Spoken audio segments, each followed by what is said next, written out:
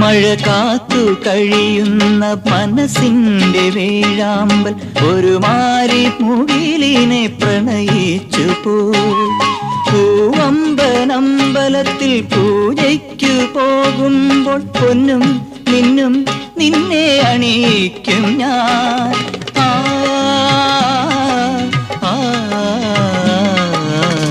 വാനിടം മംഗളമാലപിക്കേ ഓമനേ നിന്നെ ഞാൻ സ്വന്തമാക്കും.